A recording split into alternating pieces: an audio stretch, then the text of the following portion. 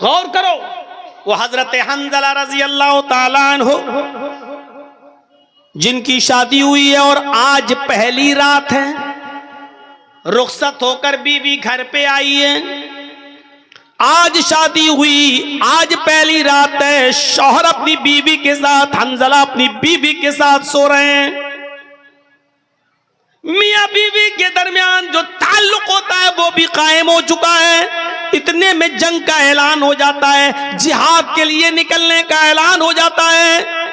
حضرت حنظلہ اسی کنڈیشن میں کہ اپنی بیوی سے ملے ہیں، ابھی غسل نہیں کیے، اعلان جہاد سنتے ہیں، اپنا گھوڑا کھولتے ہیں اور جہاد کے لیے نکل جاتے ہیں۔ بیوی کہتی ہے اے میرے پیارے شوہر، میں تمہیں روک تو نہیں رہی ہوں، جہاد فرض ہے، تمہیں جانا بھی چاہیے، لیکن کم سے کم غسل تو کر لو، نہا تو لو، ابھی آپ نے میرے ساتھ صحبت کی ہے، میرے ساتھ ہم بستر ہوئے ہیں اور فوراً میدان جہاد میں جانے لگے ہیں۔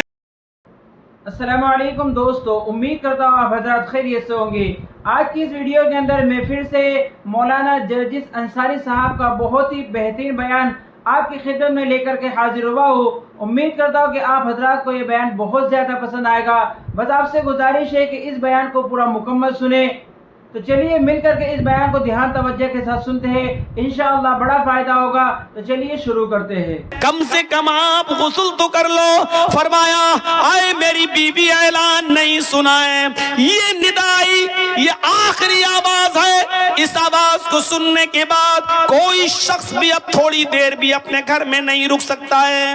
میری بیوی، میں غسل کے لیے کیسے رک جاؤں کہ یہ آخری ندا آ چکی ہے کہ اب کوئی بھی اپنے گھر میں نہ رکے، میں فوراً نکل رہا ہوں، اللہ میرے دل کے حال کو جانتا ہے، اللہ میری دل کی نیت کو جانتا ہے۔ اٹھے، گھوڑا کھولا اور دوڑے اور چلے گئے میدان جنگ میں، لڑے، کئی کافروں کو قتل بھی کیا، لیکن اس جنگ کے اندر خود بھی شہید ہو گئے، شہید ہو گئے۔ اور شہید کا اصول یہ ہے شریعت میں کہ اس کو جن کپڑوں میں شہید ہوتا ہے، کوئی آدمی اللہ کی راہ میں جب مارا جائے تو انہی کپڑوں میں دفن کیا جاتا ہے، شہید کو کوئی نیا کفن نہیں پہنایا جاتا، شہید کو غسل نہیں دیا جاتا، شہید کی جنازے کی نماز نہیں پڑھی جاتی، ایسے ہی اس کو انہی کپڑوں میں دفن کر دیا جاتا ہے۔ جب اس کو دفن کرنے کے لیے لے جایا جا رہا تھا تو حنظلہ کی بیوی کہنے لگی اے اللہ کے رسول، میرے شوہر کو غسل دے دیجئے۔ اللہ کے نبی فرماتے ہیں اے حنظلہ کی بیوی، کیا تجھے پتہ نہیں تیرا شوہر شہید ہوا ہے اور شہید کو غسل نہیں دیا جاتا، اس کو انہی کپڑوں میں کفنایا جائے گا، انہی کپڑوں میں دفنایا جائے گا جس میں وہ شہید ہوا ہے، اور قیامت کے دن اسی حال میں اٹھے گا کہ اس کے جسم سے خون گر رہا ہوگا۔ اللہ گرتے ہوئے خون کو دیکھ کر کہے گا فرشتوں اس کو جنت میں لے جاؤ، یہ تو میرے لیے ساری چیزوں کی قربانی دے کر آیا ہے، اس کا کیا حساب لوں، اس سے کیا سوال کروں، اس سے کیا پوچھ تاچھ کروں، اس سے کیا کوشچن آنسر کروں، اس کو جنت میں داخل کر دو۔ حنظلہ کی بیوی کہتی ہے اللہ کے رسول میں کیسے بتاؤں، ان اللہ لا یستحی من الحق، اللہ تعالی حق بات سے نہیں شرماتا ہے۔ میری شادی ہوئی تھی، حنظلہ نے میرے ساتھ رات گزاری تھی اور میرے ساتھ صحبت کی تھی، اور جب آخری اعلان سنا تو بغیر غسل کے وہ نکل گئے اور جہاد کرنے لگے۔ میں اس غسل کی بات کر رہی ہوں جو غسل بیوی سے ملنے کے بعد کیا جاتا ہے، حنظلہ کو وہ غسل دے دیجئے، کیونکہ حنظلہ بغیر غسل کے نکل گئے تھے اور وہ شہید کر دیے گئے۔ تھوڑی دیر توقف کیا، اللہ کے نبی جناب محمد رسول اللہ تھوڑی دیر رکے رہے اور تھوڑی دیر کے بعد فرمایا ساتھیو اس جنازے کو اٹھاؤ اور قبرستان میں لے جا کر ان کو دفن کرو، میں بھی چل رہا ہوں۔ حنظلہ کی بیوی پھر بولی اے اللہ کے نبی اتنی دیر رکنے کے بعد بھی آپ نے غسل نہیں دیا۔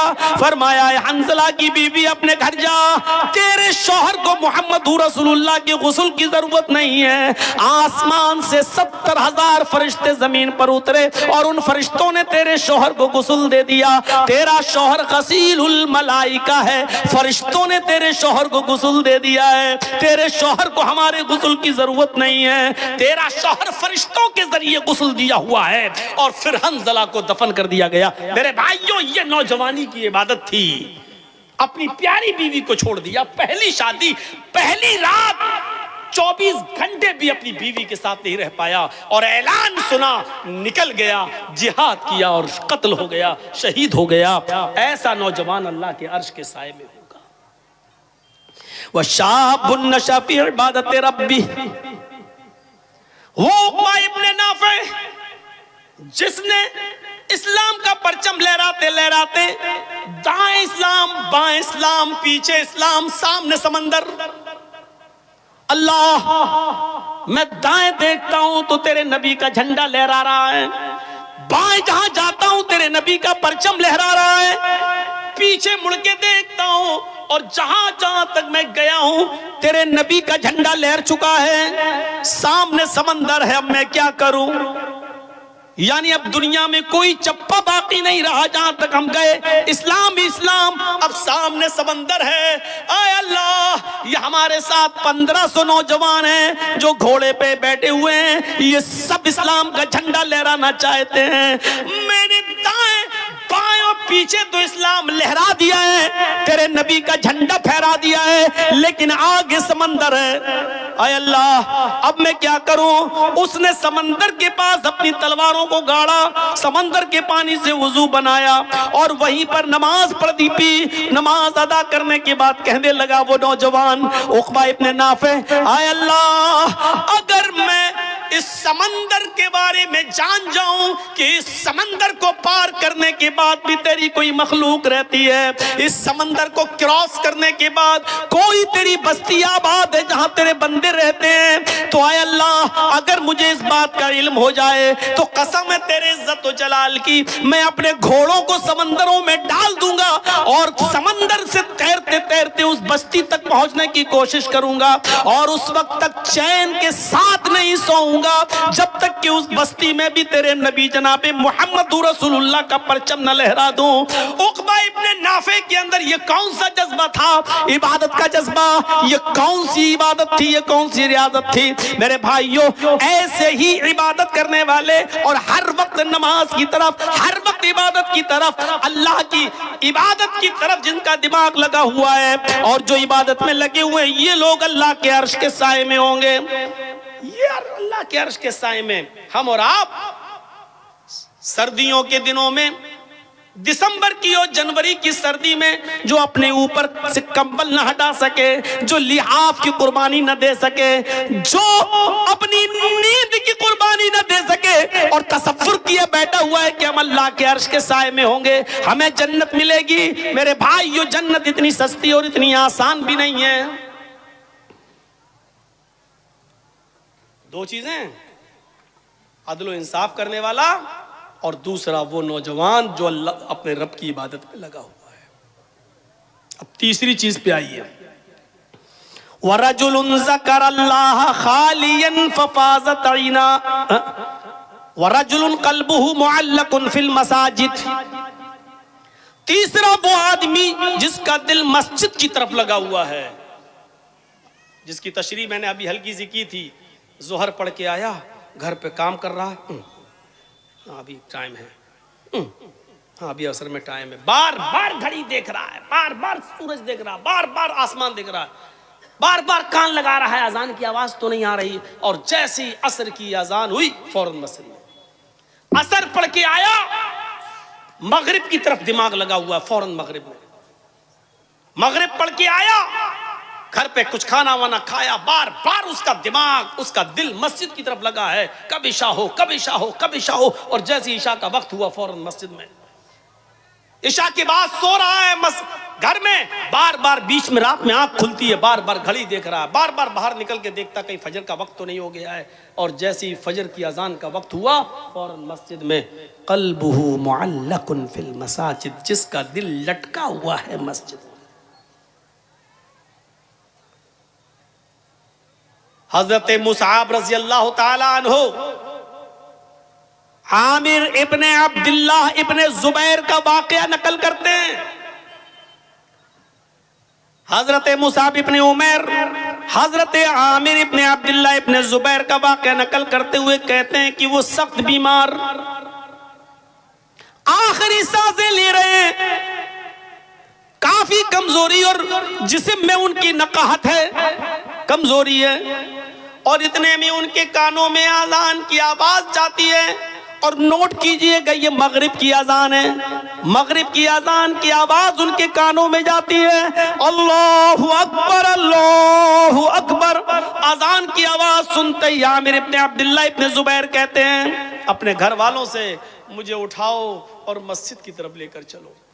بچوں نے کہا رے آپ کی حالت دیکھیے کیا ہے, آپ نہیں جا سکتے, آپ لیٹ رہیے, ایسے ہی لیٹ کے نماز پڑھ لیجئے. عامر ابن عبداللہ ابن زبیر کا جو جواب تھا وہ سنیے.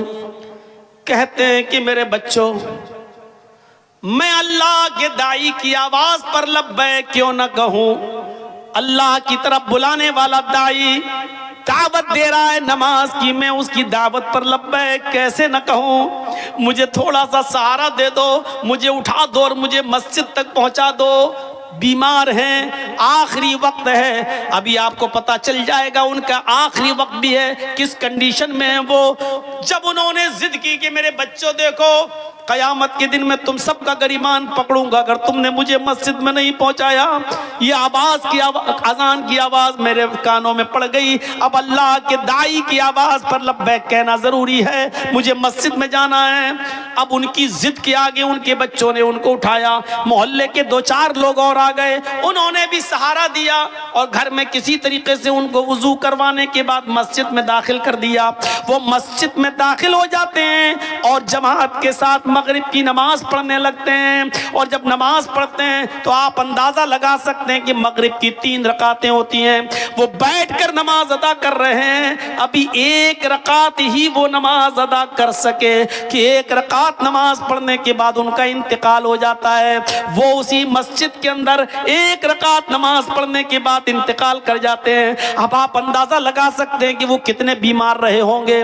اتنی بڑی بیماری کے باوجود وہ یہ کہہ رہے ہیں کہ اذان کی آواز جب میرے کانوں میں پہنچ گئی ہے تو پھر میں اللہ کے داعی اور اللہ کی طرف بلانے والے آدمی کی دعوت پر میں لبیک کیسے نہ کہوں, اس کی آواز پر میں لبیک کیوں نہ کہوں. لہذا مجھے وہاں تک پہنچاؤ. اور پہنچایا گیا اور 1 رکعت پڑھی اور انتقال کر گئے. ان کا دل مسجد کی طرف لگا ہوا تھا. رجل قلبہ معلق فی المساجد. یہ ہے اذان ہو رہی ہے لیکن مجھے مسجد میں پہنچاؤ, اذان ہو رہی ہے مسجد میں پہنچاؤ. یہاں اذان ہوتی ہے ہم لوگ چائے پیتے ہیں,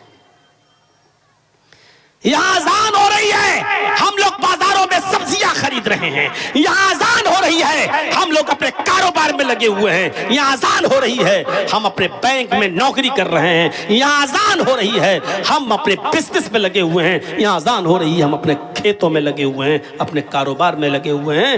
اور تصور ہے کہ ہم جنت میں جائیں گے. ارے اللہ کے عرش کا سایہ نہیں ملے گا, جنت تو بہت دور کی بات, اللہ کے عرش کا سایہ بھی نہیں ملے گا.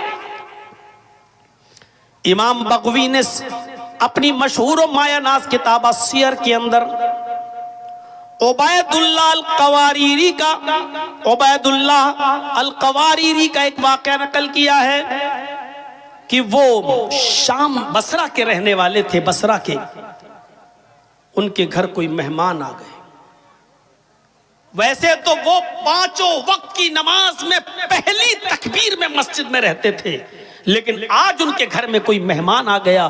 مہمان کی دیکھ ریکھ خاطر مدارات کی وجہ سے اس کو کھانا وانا کھلانے میں تھوڑی سی دیر ہو گئی, اتنی سی دیر ہو گئی کہ عشاء کی اذان کے بعد جماعت مسجد میں ہو گئی. وہ اپنے مہمان کو کھانا کھلانے کے بعد مسجد کی طرف گئے تو کیا دیکھتے ہیں کہ مسجد سے لوگ نماز پڑھ کے واپس آ رہے ہیں. پوچھا کہ کیا ہوا, کہ جماعت ہو گئی. وہ دوسرے محلے میں گئے کہ وہاں جا کر شاید نماز مل جائے, جماعت مل جائے, لیکن دوسرے محلے میں جاتے تو کیا دیکھتے ہیں کہ ادھر بھی جماعت ہو چکی ہے. انہوں نے بصرہ کی آس پاس کی جتنی مسجدیں تھی کوشش کر کے دیکھ لیا کہ کہیں جماعت مل جائے، کیونکہ جماعت کا ثواب اکیلے نماز پڑھنے سے 27 گنا زیادہ درجہ رکھتا ہے۔ اس ثواب کی امید میں وہ جاتے ہیں کہ نماز ادا کر لوں، جماعت مل جائے، لیکن ان کو بصرہ کی کسی مسجد میں عشاء کی جماعت نہیں ملی، تو پھر وہ اپنے گھر آ گئے اور اپنے گھر پہ انہوں نے جائے نماز بچھائی، مصلی بچھایا اور عشاء کی نماز وہ پڑھنے لگے۔ جب وہ ایک مرتبہ 4 رکعت عشاء کی پڑھ چکے تو کہنے لگے کہ عشاء کی نماز جماعت کے ساتھ اگر میں پڑھتا تو 27 گنا درجہ ملتا، 27 گنا ثواب ملتا، تو کیوں نہیں میں جماعت کے ثواب کو پہنچنے کے لیے عشاء کی نماز کو 27 بار پڑھ لوں۔ اگر میں 4 رکعت کر کے 27 مرتبہ اگر میں نماز پڑھوں گا تو ہمیں جماعت کا ثواب مل جائے گا۔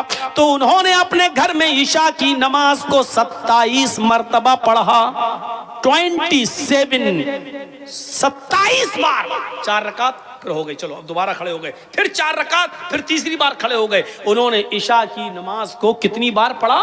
27 بار۔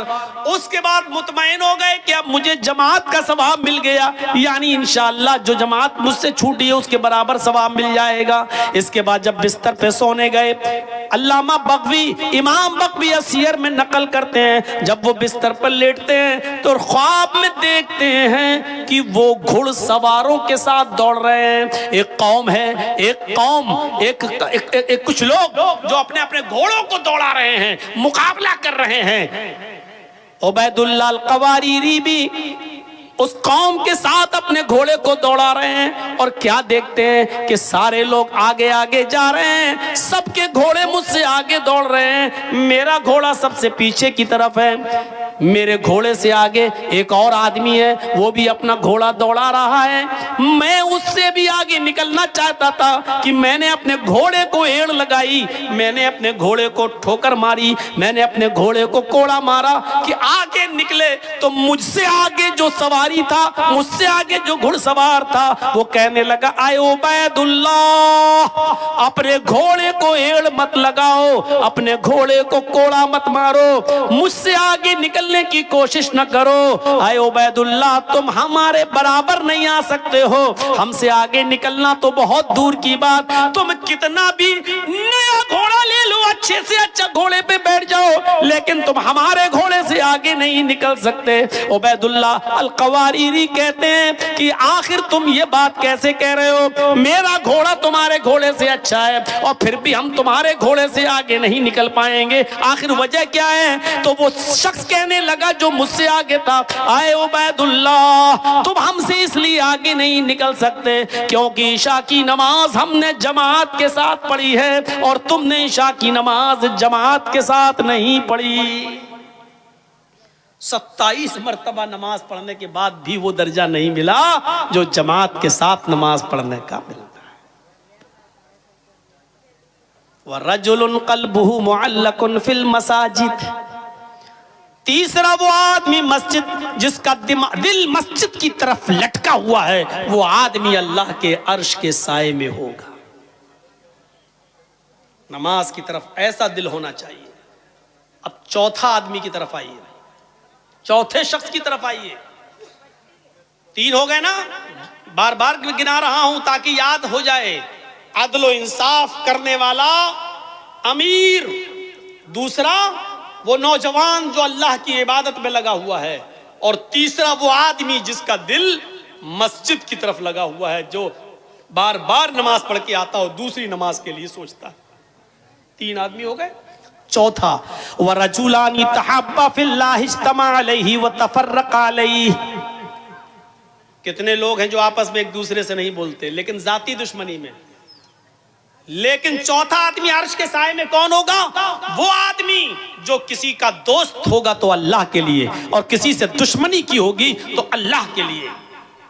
آپ سے ہم نے دعوت و تبلیغ کا کام کیا، آپ کو ہماری بات پسند آئی، آپ ہمارے مرید بن گئے، آپ ہماری دوستی ہو گئی، آپ ہماری باتیں سن رہے ہیں، اس لیے آپ جرجی صاحب آئیے چائے پلا، کیوں؟ اس لیے کہ ہم قرآن و حدیث آپ کو سناتے ہیں، آپ اس لیے ہماری عزت کرتے ہیں، یہ اللہ کے لیے ہے۔ ہمارا آپ کا کیا رشتہ ہے، ہمارا آپ کا کیا رشتہ ہے، لیکن یہ محبت اللہ کے لیے۔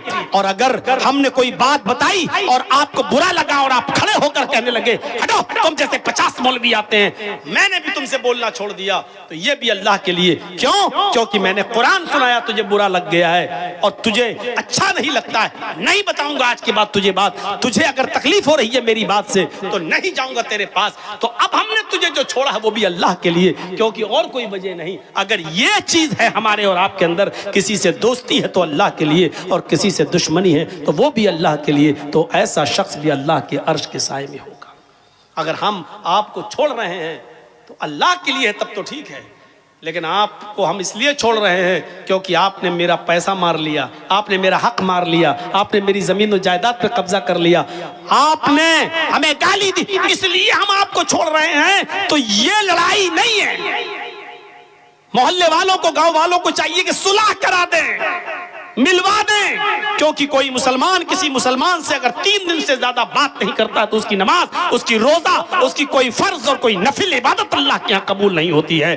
دوستی کرو تو اللہ کے لیے اور دشمنی کرو تو اللہ کے لیے۔ کسی سے دوستی ہو تو اللہ کے لیے اور دشمنی ہو تو اللہ کے لیے۔ حضرت علی رضی اللہ تعالیٰ عنہ ایک یہودی سے لڑ رہے تھے، تو مجھے مار دے یا میں تجھے مار دوں، چل، دونوں میں لڑائی ہو رہی، دونوں چل دوں، تلواریں دونوں نہیں، ہاتھ سے کشتی ہو رہی ہے، لڑتے لڑتے لڑتے لڑتے کبھی علی اوپر کبھی علی نیچے، کبھی یہودی اوپر کبھی علی نیچے، کبھی علی اوپر یہودی نیچے۔ میرے بھائیوں، اس طریقے سے لڑائی ہوتے ہوتے ایک موقع آیا کہ حضرت علی نے یہودی کے سینے پر چڑھ کر اس کا گلا دبا دیا، اور پکڑ کے کس کے اور زور سے اس کا گلا دبانے لگے۔ یہودی نے اپنے منہ میں تھوک جمع کیا، ایسا کر کے، اور تھوک دیا حضرت علی کے منہ پر۔ حضرت علی نے ایسے تھوک کو صاف کیا اور غصہ آیا حضرت علی کو اور زیادہ، کمینہ تھوک رہا ہے، اور کس کے اس کو دبانا چاہا۔ ابھی تو جب دبا رہے تھے، لیکن جب اس نے تھوکا تو اور غصہ آ گیا، لیکن جب اور غصہ آیا تو اس کو چھوڑ دیا، کہ چل بھاگ جا، میں نے تجھے چھوڑ دیا۔ وہ پیروں پہ گر گیا، کہنے لگا امیر اے علی، میری سمجھ میں نہیں آ رہا ہے، میں نے جب تھوکا تو دیکھا آپ کے چہرے پر کہ آپ کو اور غصہ آیا، اب میں نے بھی سمجھ لیا اس غصے میں تو آپ نہیں بچیں گے، لیکن جب آپ کو زیادہ غصہ آیا تو آپ نے مجھے چھوڑ دیا، یہ کیا بات ہے؟ حضرت علی نے کہا جب میں تجھ سے لڑ رہا تھا تو اللہ کے لیے لڑ رہا تھا، میں تجھے مارنا چاہتا تھا اللہ کو خوش کرنے کے لیے، لیکن جب تو نے میرے چہرے پر تھوکا اور میرے چہرے پر تھوک پڑا تو مجھے اور غصہ آیا، تو یہ غصہ اللہ کے لیے نہیں تھا، یہ میرا ذاتی غصہ تھا، تو میرے اوپر تھوکا، تھوک رہا، تو یہ میرا ذاتی غصہ تھا۔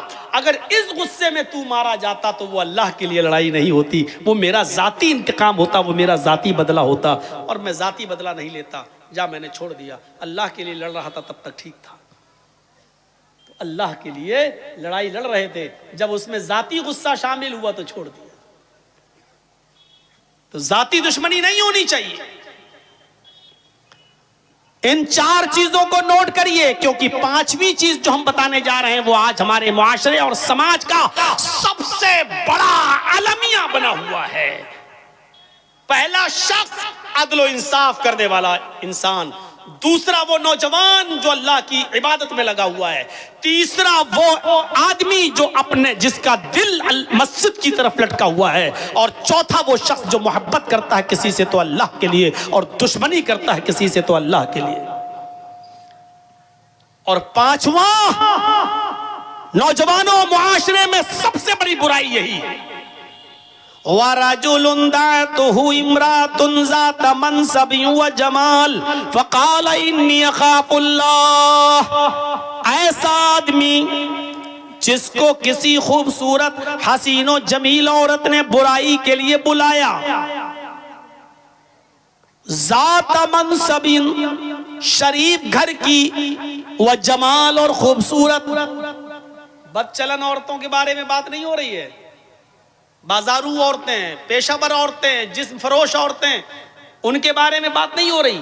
آپ کے علاقے کی، آپ کے گاؤں کی کوئی شریف گھر کی عورت، ذات منصب، حسب و نسب والی بہترین شریف گھرانے کی لڑکی، وجمال، اور خوبصورت عورت، اگر وہ آپ کو بلاتی ہے کہ آؤ چلو ہمارے ساتھ یہ کام کر لو، ذات منصب، پیسے والی، دولت والی، یعنی وہ آپ کو پیسہ بھی دے رہی ہے، وہ آپ کو موقع بھی دے رہی ہے، وہ آپ کو تنہائی میں بھی لے جا رہی ہے، اس کے پاس سارے انتظام ہے، وہ کہہ رہی ہے کہ میرا روم الگ ہے، میں پیسہ بھی دوں گی، میرے ساتھ رہو، میرے ساتھ کھاؤ، میں کھانا بھی دوں گی، اور میرے ساتھ تم غلط کام کرو گے میں تمہیں اس کی اجرت بھی دوں گی، اور خوبصورت بھی ہے، ذات منصب، یعنی ایسی عورت نے آپ کو بلایا جو خود امیر ہے، جو خود شریف ہے، جو خود پیسے والی ہے، اور جو خود بہت اونچے گھرانے کی ہے، اور خوبصورت اور حسین و جمیل ہے۔ آپ کے پاس کچھ نہیں لیکن وہ آپ کو دعوت دے رہی ہے،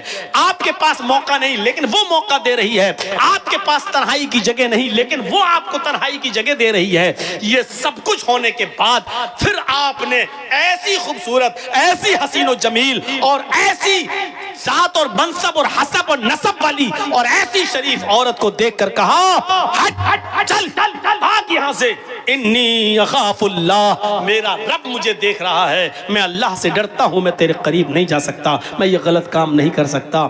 ایسی عورت کی دعوت کا انکار کرنے والا اور ایسی عورت کے دل اور ارادے کو پورا نہ کرنے والا شخص اللہ کے عرش کے سائے میں ہوگا، اللہ کے عرش کے سائے میں ہوگا۔ امام ابن سیرین کا نام سنیں، بہت بڑے بزرگ گزرے ہیں، بہت خوبصورت تھے، بہت حسین و جمیل تھے۔ یہ جس بستی میں رہتے تھے بزازی کا کام کرتے تھے، کپڑے کی گٹھری کو سر پہ لاد کر گلی گلی محلے محلے میں جا کر بیچا کرتے تھے، اور کسی مسجد کے امام بھی تھے، لے کر گلی گلی بیچا کرتے تھے۔ اس علاقے میں ایک امیر زادی بیوہ عورت رہتی تھی، اس کا شوہر مر چکا تھا، اس کی کافی لونڈیاں تھی، باندیاں تھی، خادمہ تھی، یعنی بہت پیسے والی تھی، بہت امیر تھی، امیر زادی، امیر کی بیٹی تھی وہ، لیکن اس کا شوہر مر گیا تھا، اور وہ اپنی باندیوں، اپنی نوکرانیوں کے ذریعے گاؤں میں، محلے میں اور آس پاس کے علاقے میں ایسے نوجوانوں کو تلاش کرواتی تھی اپنی نوکرانیوں سے کہ کوئی خوبصورت نوجوان ملے تو اس کو ہمارے پاس لے کر آؤ، اور وہ ان کے ساتھ غلط کام کرتی تھی۔ ایک باندی نے، اس کی ایک نوکرانی نے اپنی مالکہ سے کہا اس بیوہ عورت سے کہ ایک امام ہے، بہت خوبصورت ہیں، حسین و جمیل ہیں، نوجوان ہیں، کہو تو میں ان کو تمہارے پاس لے کر آؤں، کپڑا بیچتے ہیں۔ تو کہا ٹھیک ہے، اس کو لے کر آؤ۔ امام ابن سیرین کے پاس یہ باندی گئی، وہ کپڑا لادے ہوئے تھے، ان سے کہنے لگی کہ میری مالکن ہیں، وہ آپ سے کپڑا خریدنا چاہتی ہیں، لیکن وہ بہت پردے والی ہیں، باہر نہیں نکلتی ہیں، وہ اپنے گھر پہ تمہیں بلا رہی ہیں اور آپ سے وہاں کپڑا خریدنا چاہتی ہیں۔ امام ابن سیرین رحمت اللہ علیہ اس عورت کے پاس جاتے ہیں، باندی باہر رہ جاتی ہے، اور اس بیوہ عورت نے ان کو اپنے گھر کے اندر بلا لیا، یہ کپڑا دکھانے لگے، دیکھو بہن، دیکھو دیکھو، کپڑا کھول کھول کے ان کو دکھانے لگے، اور اس کو تو کپڑا لینا ہی نہیں تھا۔ جب اس کو کپڑا لینا نہیں تھا تو وہ دل لگی کی باتیں کرنے لگی، بہلانے پھسلانے کی باتیں کرنے لگی، ان کو اپنی طرف مائل کرنے لگی اور کہنے لگی مجھے کپڑا خریدنا ہی کب ہے، آئیے میرے قریب ہوئیے اور میرے ساتھ جمع کیجئے، میرے ساتھ ہم بستری کیجئے۔ امام ابن سیرین نے سارے کپڑے کی گٹھری باندھی اور اس کو پیک کر کے رکھا، اور پھر ان کو واعظ کرنے لگے، نصیحت کرنے لگے، ان الحمدللہ نحمدہ ونستعینہ ونستغفر، پورا خطبہ دے ڈالا، اور زنا کی مذمت پر قرآن کی آیتیں پڑھ پڑھ کے اس کو بتائیں، اور بہت سی باتیں بتانے کے بعد جہنم کا عذاب، قبر کے عذاب کے بارے میں بتایا، سب کچھ سنایا، لیکن اس بیوہ عورت پر کوئی فرق نہیں پڑا، اس نے کچھ نہیں دیکھا، وہ بار بار کہتی رہی ٹھیک ہے ٹھیک ہے، اللہ غفور الرحیم ہے، معاف کرنے والا، تم آؤ پہلے میرے پاس، تم آؤ پہلے میرے قریب۔ جب دیکھا کہ وعظ و نصیحت کا کوئی فرق نہیں پڑا اور یہ عورت مائل ہے، یہ زنا پر آمادہ ہے، تو کہنے لگے کہ اب بچنے کا کوئی راستہ بھی نہیں ہے۔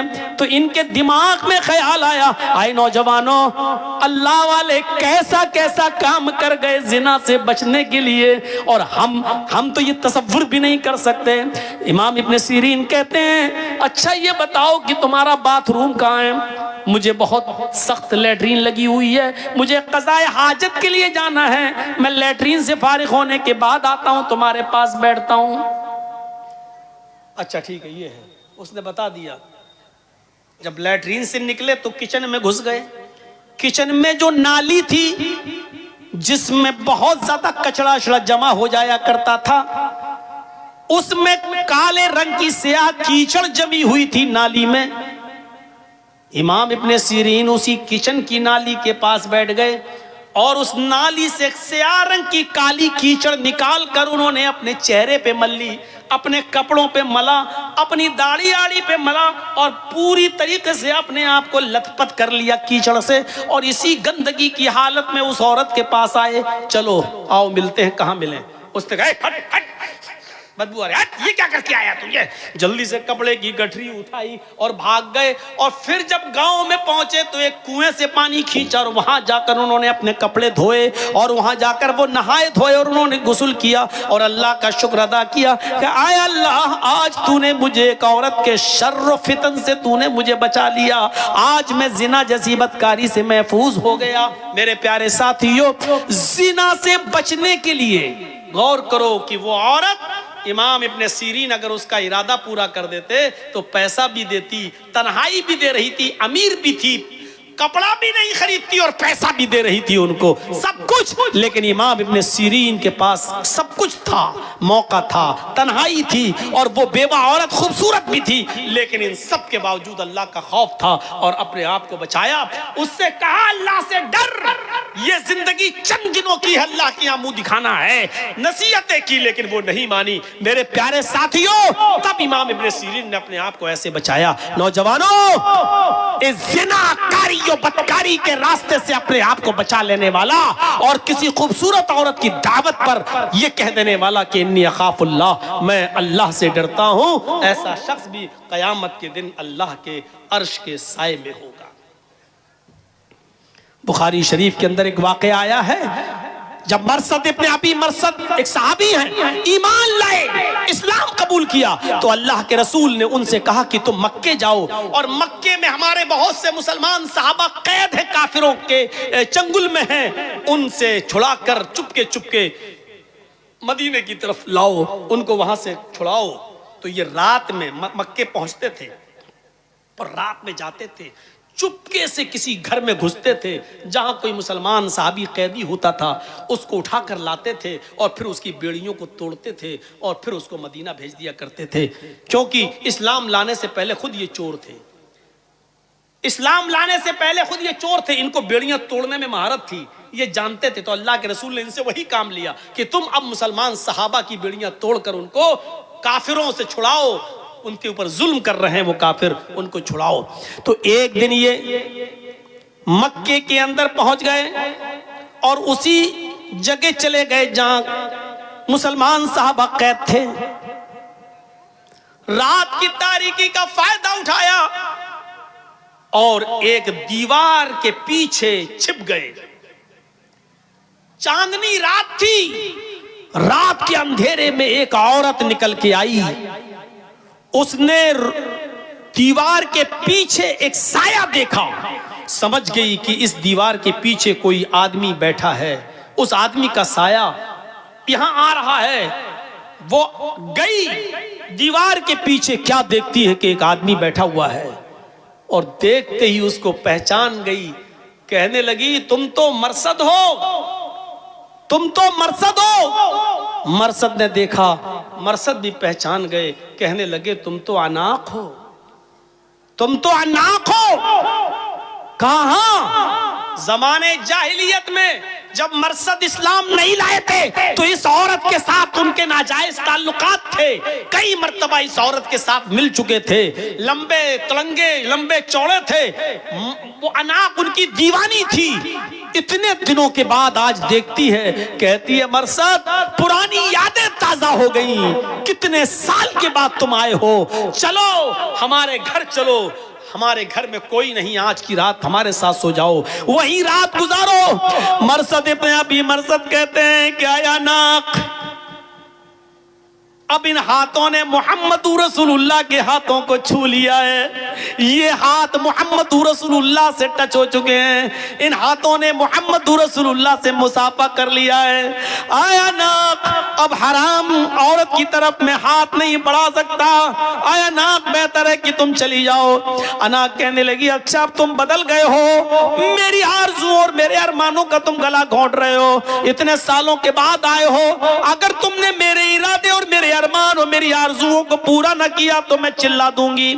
مرثد ابن ابی مرثد کہتے ہیں کہ کچھ بھی کرو لیکن اب میں تمہارے ساتھ زنا نہیں کر سکتا ہے، میں محمد رسول اللہ صلی اللہ علیہ وسلم، ان آنکھوں نے محمد رسول اللہ کا دیدار کر لیا ہے، اب یہ حرام چیز کی طرف اٹھے گی بھی نہیں ہماری نظریں۔ اناق کہتی ہے آئے خیمے والوں اٹھو، آئے گاؤں والے اٹھو، ایک آدمی آیا ہے تمہارے قیدیوں کو چرا رہا ہے، تمہارے قیدیوں کو اٹھا کر لے جا رہا ہے۔ اناق کی آواز سن کر محلے والے اور گاؤں والے اٹھنے لگے، دوڑنے لگے۔ مرثد ابن ابی مرثد نے جب ان کو آتا ہوا دیکھا تو وہ بھاگ گئے، ایک پہاڑ کی طرف چلے گئے اور پہاڑ کے اوپر چڑھنے کے بعد ان کو ایک غار نظر آئی تو وہ پہاڑ سے نیچے اتر کر اس غار کے اندر چھپ گئے۔ وہ لوگ پہاڑ کے اوپر تک آئے، ان کو غار کا دروازہ نہیں دکھائی دیا، انہوں نے گاؤں والوں نے اس پہاڑ کے اوپر کھڑے ہو کر پیشاب بھی کیا۔ مرثد ابن ابی مرثد کہتے ہیں، بخاری کی روایت ہے، وہ پیشاب کر رہے تھے اور ان کا پیشاب ہمارے سر پر آ رہا تھا، وہ پیشاب کر رہے تھے اور ان کا پیشاب ہمارے سر پر گر رہا تھا، لیکن میں ٹس مس نہیں کر رہا تھا، اگر میں تھوڑا بہت ہلتا تو وہ مجھے پہچان لیتے اور دیکھ لیتے، میں ایسے ہی چھپا رہا، یہاں تک کہ کچھ دیر کے بعد وہ سب چلے گئے، رات کافی ہو گئی اور وہ سب چلے گئے، اناق بھی چلی گئی یہ سوچ کر کہ اب تو مرثد ابن ابی مرثد بھاگ گیا ہے۔ پھر تھوڑی دیر کے بعد میں غار سے نکلا اور پھر میں اپنے کام میں لگ گیا، اس کے باوجود میں نے ایک آدمی کو اٹھایا، اس کو اپنے کاندھوں پر لادا، لیکن وہ بہت بھاری آدمی تھا، ہم اس کو لے کے چل نہیں پا رہے تھے، وہ بار بار اس کو اٹھاتے اور وہ مجھے تھکا دیتا۔ تھوڑی دیر کے بعد ہم جب اس کے گاؤں سے باہر نکلے تو میں نے اس کی پیروں کی بیڑیاں توڑی اور اس کے ہاتھوں کی بیڑیاں توڑی اور اس کو لے کر اللہ کے نبی کے پاس آیا۔ اللہ کے نبی محمد رسول اللہ کو پورا واقعہ سنایا، اے اللہ کے نبی صلی اللہ علیہ وسلم ایسا ایسا معاملہ ہے، اناق ہماری پرانی دوست ہے، اس سے ہمارے زمانے جاہلیت میں بڑے اچھے تعلقات تھے، اس کے ساتھ میں زنا بھی کر چکا ہوں، اس کے ساتھ میرا اٹھنا بیٹھنا سب کچھ تھا، اس کے گھر پہ رہتا تھا، اے اللہ کے نبی کیا اسلام لانے کے بعد میں اس سے نکاح کر سکتا ہوں؟ کیا میں اس کو اپنی بیوی بنا سکتا ہوں؟ آپ اجازت دیجئے کہ میں اناق کو اپنی بیوی بنا لوں۔ اللہ کے نبی صلی اللہ علیہ وسلم خاموش رہے کہ آئے مرثد انتظار کرو، اللہ رب العالمین کی طرف سے اگر کوئی حکم ہوتا تو میں تمہیں بتاتا ہوں کہ تم اناق سے نکاح کر سکتے ہو یا نہیں نکاح کر سکتے ہو۔ یہاں تک کہ اللہ رب العالمین نے قرآن میں یہ آیت نازل فرما دی کہ الزانی لا ينکح الا زانیۃ او مشرکۃ، کوئی زانی کسی زانیہ ہی سے نکاح کر سکتا ہے اور کسی مشرکہ سے ہی، اور کوئی زانیہ عورت کسی زانی مرد سے ہی نکاح کر سکتی ہے، یا زانی یا مشرک مرد سے نکاح کر سکتی ہے۔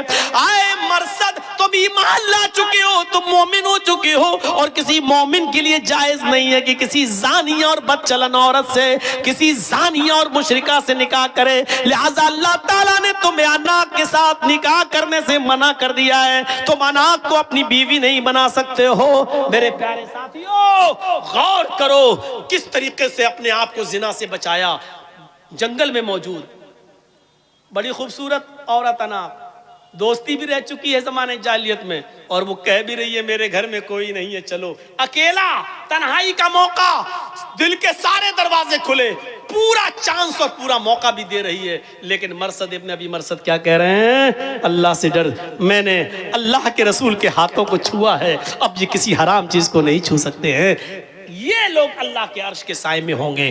لہٰذا وہ نوجوان، وہ آدمی جس کو کسی خوبصورت لڑکی نے برائی کے لیے بلایا اور اس نے یہ کہہ دیا کہ میں اللہ سے ڈرتا ہوں، انی اخاف اللہ، تو ایسا شخص بھی قیامت کے دن اللہ کے عرش کے سائے میں ہوگا۔ 5 چیزیں ہو گئیں، دو چیزیں اور رہ گئیں، ان کا بھی خلاصہ کر دوں۔ وَرَجُلٌ تَصَدَّقَ بِصَدَقَةٍ فَأَخْفَاهَا، کسی نے اگر صدقہ کیا، کسی کو دیا چپکے سے، اتنے چپکے سے دیا کہ دائیں ہاتھ سے دیا بائیں کو بھی خبر نہ ہو، تو ایسا شخص جو چپکے چپکے کسی کو صدقہ کرتا ہے، کسی کی غریب کی مدد چپکے سے کرتا ہے، ایسا شخص بھی اللہ کے عرش کے سائے میں ہوگا۔ یہ نہیں رمضان کے مہینے میں کسی غریب کی مدد کر رہے ہیں، 5 کلو آٹا، 2 کلو تیل، 1 کلو چینی، شربت کی بوتل، کھجور، اور اس کا واٹس ایپ پہ فوٹو کھینچ کے واٹس ایپ پہ بھی ڈال رہے ہیں، آج میں نے 20 لوگوں کو کٹ دی ہے، آج میں نے 50 لوگوں کو غلہ پہنچایا ہے، آج ہم نے 50 لوگوں کو، غریب لوگوں کو ساڑی دی ہے۔ میرے بھائیوں، ایسے لوگ عرش کے سائے میں نہیں ہوں گے جو اپنے نیکیوں کی نمائش کرتے پھریں اور جس کو دے رہے ہو اس کو بھی ذلیل کرتے پھریں بیچارے کو۔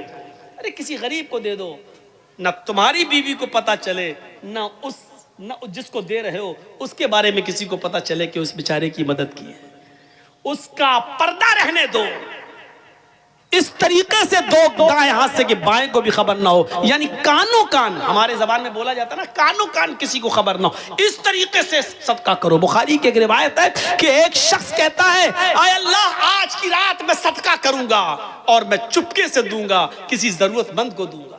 پھر وہ رات میں اٹھا اور چپکے سے نکلا اور اس نے ایک ضرورت مند کو رات میں دیکھا، اس کے ہاتھ میں اس نے اپنا صدقہ، اپنا زکوٰۃ کا مال، اپنا صدقہ کا مال اس کو دے دیا۔ صبح جب وہ مارکیٹ کی طرف گیا تو راستے میں باتیں ہو رہی تھیں، کچھ لوگ کہہ رہے تھے دیکھو اللہ کا نیک بندہ بیچارہ رات میں کسی کو صدقہ دینے کے لیے نکلا، وہ چاہتا تھا کہ کسی غریب کو دوں لیکن کسی چور کو دے دیا اس نے۔ اس نے کہا اللہ میری نیت تو نہیں تھی چور کو دینے کی، میری نیت تو تھی غریب کی مدد کرنے کی، لیکن اب دھوکے سے چور کے پاس پہنچ گیا تو میں کیا کر سکتا ہوں، اللہ آج میں پھر نکلوں گا اور کسی غریب کی مدد کروں گا۔ دوسرے دن وہ پھر رات میں نکلا چپکے سے، آج پھر کسی غریب آدمی کو اس نے دیکھا جو رات میں موقع، اس نے پوچھا تم ضرورت مند ہو؟ کہا ہاں، اس نے صدقے کا مال اس کو دے دیا۔ صبح ہو کے راستے میں پھر باتیں ہوئی کہ دیکھو آج بھی بیچارہ دھوکہ کھا گیا، کوئی نکلا اور کسی غریب کی مدد کرنا چاہتا تھا لیکن دھوکہ کھا گیا، آج تو اس نے ایک بہت بڑے امیر کے ہاتھ میں پیسہ پکڑا دیا، آج تو بہت بڑے امیر کی مدد کر دی، جبکہ صدقہ تو غریب کے لیے ہے لیکن دھوکہ کھا گیا، اس نے امیر کو دے دیا۔ اس نے کہا اللہ میں کسی غریب کی مدد کرنا چاہتا تھا لیکن آج بھی دھوکہ کھا گیا، پتہ نہیں کیا ہو رہا ہے، اے اللہ میرے کسی کے چہرے پر تو لکھا نہیں ہے کہ کون امیر کون غریب، اب میرے پاس اور بھی صدقے کا مال ہے، آج کی رات میں نکلوں گا تو میری مدد کرنا اور کسی مستحق تک پہنچا دینا، جو مستحق ہو، جو اس کا جو غریب ہو، اے اللہ میں چپکے ہی سے دوں گا، اس طرح دوں گا کہ کسی تیسرے کو پتہ نہیں چلنا چاہیے۔ وہ رات کی تاریکی میں تیسرے دن بھی نکلا، اور جب تیسرے دن نکلتا ہے تو پھر کسی غریب کو ڈھونڈتا ہے تو کیا دیکھتا ہے کہ ایک عورت بیٹھی ہوئی ہے، مایوس ہے، پریشان حال ہے۔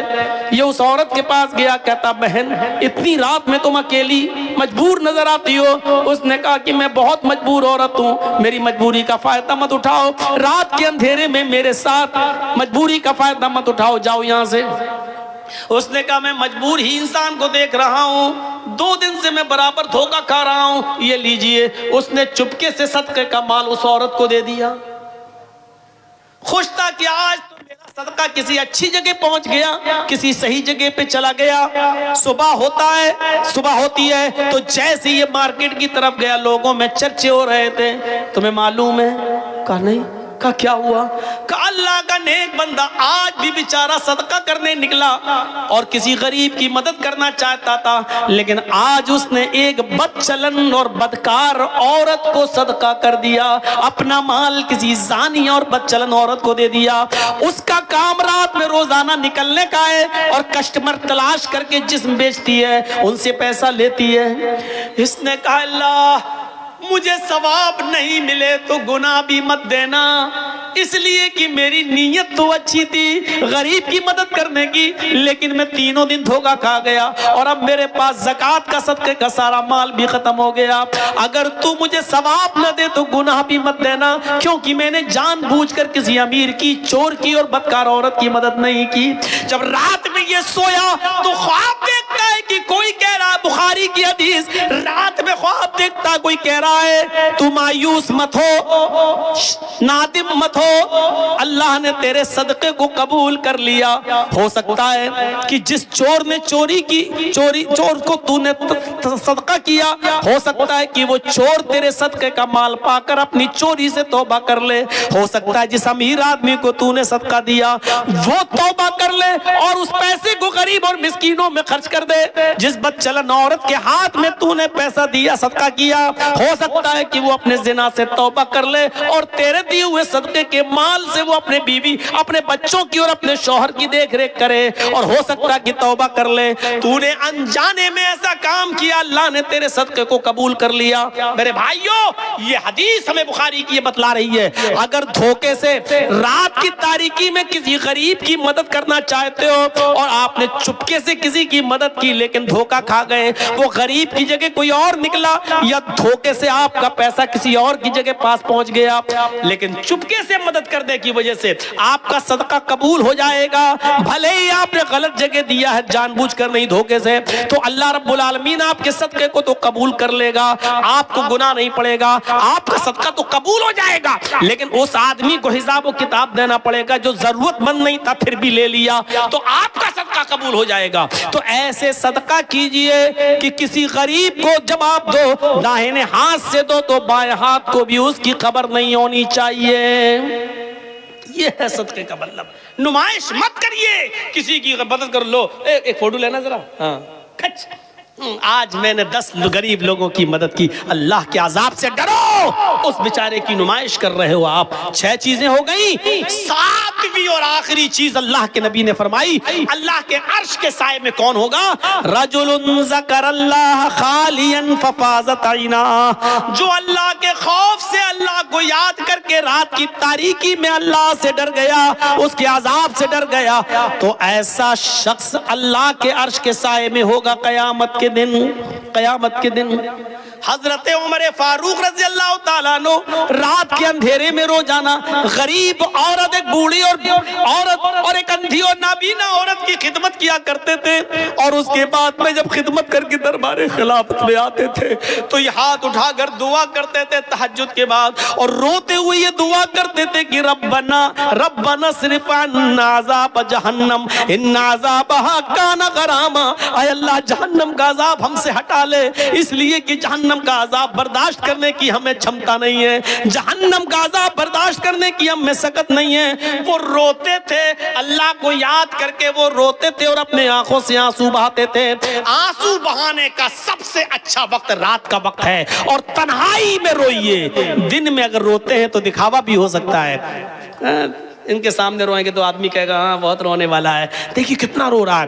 रात की तारीकी में और अकेले में रोइए और अपने रब को बनाइए और दुआ मांगिए, रब्बना सिर्फ अज़ाब जहन्नम इन्ना अज़ाबहा काना गरामा, इलाहुल आलमीन तू जहन्नम के अजाब से हमको नजात अता फरमा, ऐ अल्लाह जहन्नम के अजाब से हमको बचा ले, इन्ना अज़ाबहा काना गरामा, कि तेरा अजाब बहुत ही ज्यादा सख्त और चिपटने वाला है।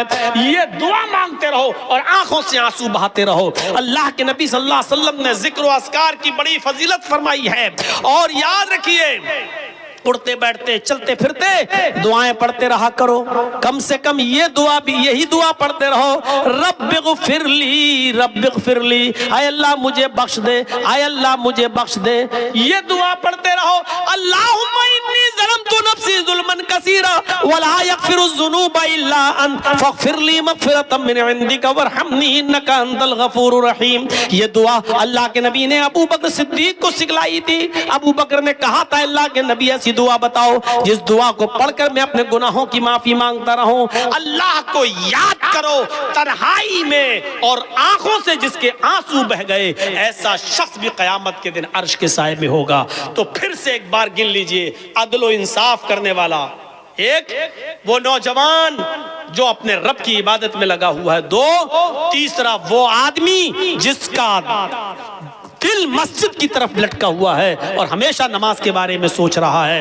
چوتھا وہ شخص جو کسی سے محبت کرتا ہے تو اللہ کے لیے اور دشمنی کرتا ہے کسی سے تو اللہ کے لیے۔ اور پانچواں وہ شخص جس کو کسی خوبصورت اور شریف خاندان کی لڑکی نے غلط کام کے لیے بلایا اور اس نے کہہ دیا میں اللہ سے ڈرتا ہوں، میں تیرے قریب نہیں جاؤں گا، تو یہ شخص بھی اللہ کے عرش کے سائے میں 5۔